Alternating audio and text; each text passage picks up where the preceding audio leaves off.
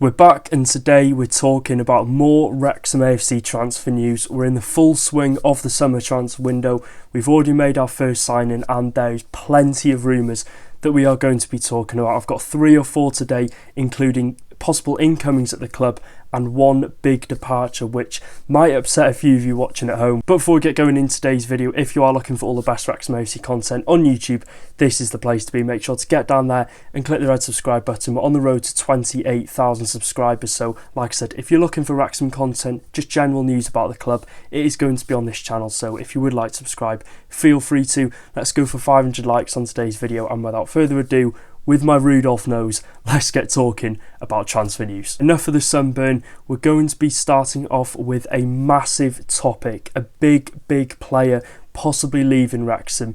The day that, in my opinion and many other Wrexham fans thought never would come, this time last year after he registered 30 goals and assists in our promotion winning season to League One.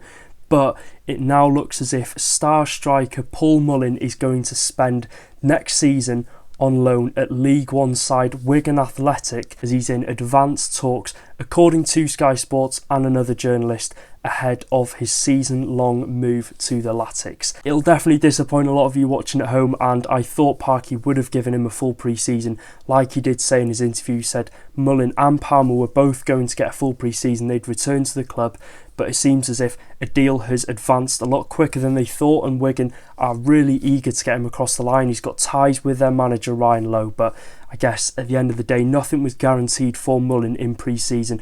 I think it would have been bit disappointed if Parky would have possibly given him the full pre-season and he wasn't up to scratch, so at least he'll have that full pre-season elsewhere. It's a fresh start, it's a fresh new environment at Wigan with new players, new manager, new staff, and get that regular game time back at a good level as well. League One, Wigan have got a couple of really good players in their squad, good infrastructure, they've got a good fan base, a good stadium, and a new manager in Ryan Lowe, which has performed in the Championship before. So I think this is a really good move for him because Ryan Lowe, again, has that experience in the high leagues. He'll know how to get the best out of Mullen, and there's obviously a key reason as to why he's pushed so early for the signing of Mullen, of course, so early in the transfer window. So it's looking good on our behalf in terms of Mullen possibly going out on loan and refinding his golden touch in front of goal, which he lacked last season in League One. So I think that's definitely something we can be happy about, and I think as Wrexham fans, there were 2 options with Mullen going into this season. It was either him be left out of the squad each week unless he had a really good pre-season, or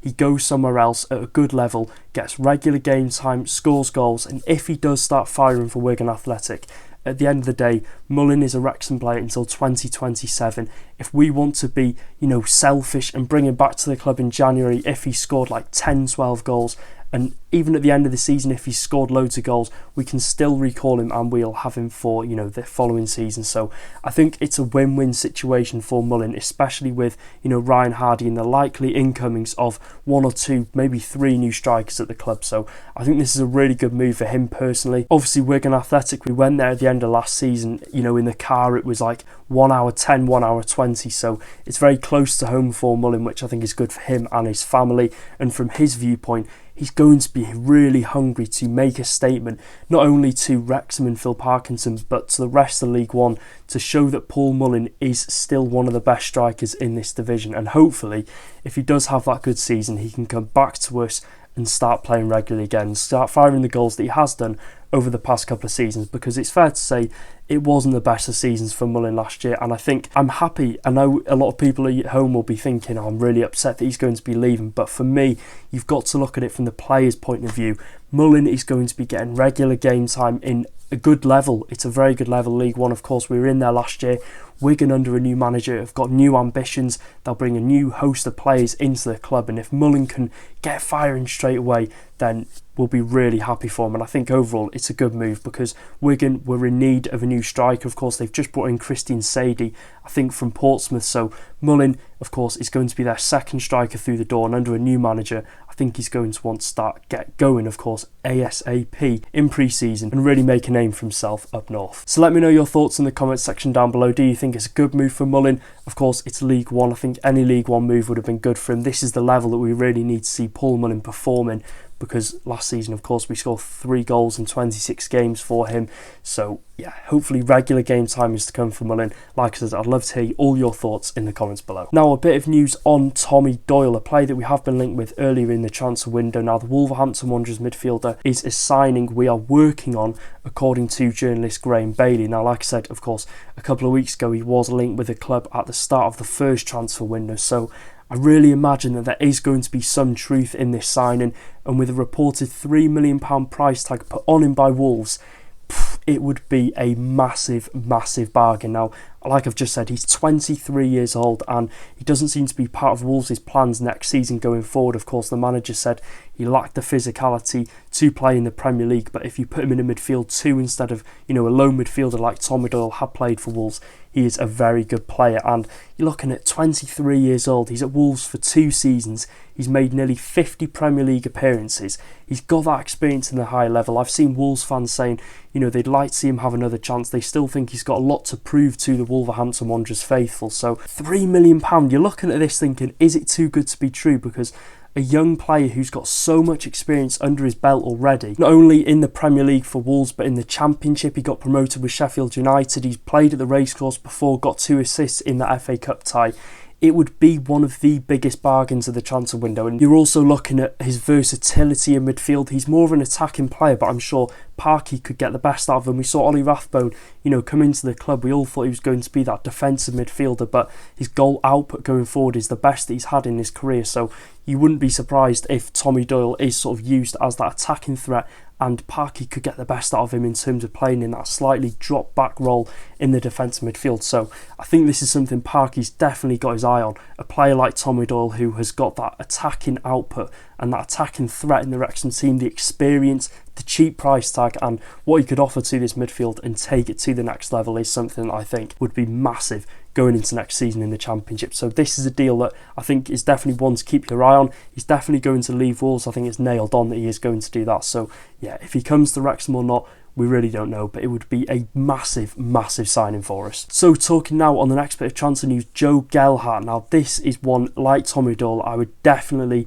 keep your eye on over the course of the transfer window, because Wrexham have apparently shown interest again in the 23-year-old Leeds United striker, as he's almost guaranteed to leave Leeds following their promotion to the Premier League. Now you might remember a couple of months ago in December when I did do a video talking on Gelhardt about him possibly coming to Wrexham, there was interest shown by Phil Parkinson in Gelhardt in that winter transfer window, but nothing came off. Like Ryan Hardy, he's a striker that we've gone in for before, we've shown interest before, and if he's available on a cheaper fee now Leeds have got promoted, I would definitely see Phil Parkinson going back in for Gelhardt. And we saw him join Hull City, scored 5 goals in 22 games in a Hull side which really struggled under a new manager.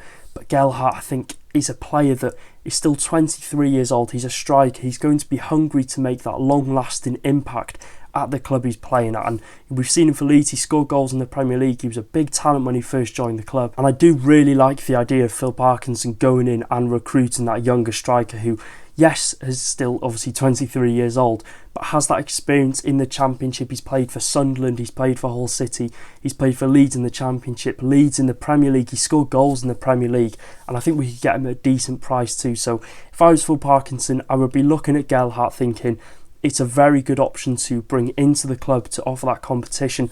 Would he be a guaranteed starter? I think you're looking at the stats, the experience. I think Gelhardt would possibly come into the club and start the first few games of the season if we are to bring maybe him and another striker in, because he's young. Like I said, we need players who have got experience in this division before, like we've brought Ryan Hardy in, who is going to come into this team, be familiar with the division, who has scored goals in the past. So Gelhardt, I think this would make a lot of sense in Phil Parkinson's eyes. And we're looking at Gelhardt now. He's had those 2 loan spells up north at Sunderland and at Hull City, and he's not going to go back to Leeds and become a starter in the Premier League. And he's a really important part of his career where he needs to go somewhere where he's going to compete regularly to be that starting striker week in, week out. And for a newly promoted Championship side, I think he'll be looking at this thinking, this is a team that I would like to go to, where it's realistic for him to go into that starting 11 and be a starter week in, week out. So I'd be really up for this signing. I think it would be a good signing, because you're looking at a fee, you're not looking at an awful lot. I think you're looking at probably around £3 million like Tommy Doyle, maybe a bit less. Would Parky possibly opt for that season-long loan? But it's an interesting situation whether Gelhardt wants that third loan spell in the past 3 years or whether he wants to get that permanent home, which would likely to be at Wrexham. Ending the transfer news roundup off with quite a crazy rumour. Now, reports in Australia are claiming that Wrexham are in the mix to sign 23-year-old midfielder who plays for Melbourne City, Ryan Teague, alongside Belgium sides Gent and KV Mechelen. A very crazy transfer rumour, but one that you start to think it's so outlandish that surely it has to be true. Surely there is a bit of sense in this. Now, from Teague's point of view, he has said that he wants to be playing at the best level possible ahead of potentially playing in next year's 2026 World Cup. So a move to the Championship would definitely increase his chances of getting in that Australia squad for the World Cup. You're looking at Gent and Mechelen. They're two renowned teams in the Belgian leagues. So I think it is guaranteed that Teague is going to leave, obviously, Melbourne City in the summer transfer window. But whether he wants to make that switch across the other side of the world in a league where it's going to be very competitive, 23 years old, it is a massive step at such a young stage of his career. But if he wants to be, of course, playing in that World Cup, and if he wants to become the best version of himself, then I think you're looking at Wrexham, like I said, a Championship team, one of the most competitive leagues in the world. For his development, it'll be really good. He'll be playing against some of the best players in England. I mean, the Football Manager side of me, the Football Manager player, really likes the idea of this signing. You can't be, scouting a player from the other side of the world in the other leagues and him becoming a really good player. So in that sense, I think I'd like to see him sign. I'd be interested to see how Teague would do in this Wrexham team. I'll be honest, I'm not going to sit here and lie. I don't know a lot about Teague. I don't know if he has the qualities to come into this Wrexham team and become a starter in the midfield. I really doubt it. However, in the A-League, he seems to be really highly rated, one of the best youngsters in that division. Nearly 60 appearances across 2 seasons, obviously earned him a call-up to the Australian national team where he did make his debut in the 2-0 win over China. So I think there is a good play in Ryan Teague. It's just a question as to whether, is this move too soon for him? Is this a move that is going to really propel his career? But if he has the ambitions to play in that World Cup and, cement himself as that starter on the biggest stage in the biggest sporting competition in the world, then a move to a more competitive league and a more competitive environment like Wrexham, like Gent, like Mechelen is going to be very beneficial for him. And you're looking at the price tag as well. Will Melbourne City possibly demand a high fee? It's a risk going for a player that we really don't know, and I'd love to know who has been scouting Ryan Teague across the other side of the world, whether they've had scouts in Australia or, they've had scouting reports from watching games and having people out there already through contacts. But yeah, it's a really interesting bit of news, and one, again, like I said, on the other transfers to keep your eye on. It could be, again, the agent using Wrexham as an easy name to drive up the price tag and drive up the financial package of Ryan Teague going elsewhere. But let me know your thoughts in the comment section down below. Would you like to see an Australian come over to Wrexham and represent us? So that is it for today's video. If you did enjoy, make sure to click the red subscribe button, drop a like. Let's go for 500 likes, like I said at the start of the video. And yeah, I'll see you in another video. Let's hope we can make a new signing in the next few days. There are reported 2 players seen at the racecourse ground. I don't know the source of this, and I don't know if it is true, because I've seen a lot of people saying whoever the guy is that has seen them has got mixed up with 2 people that are working at the ground. So I'd say to take that with a pinch of salt. I really don't know what to believe. But until the next one, take care, guys. Up the Championship Reds.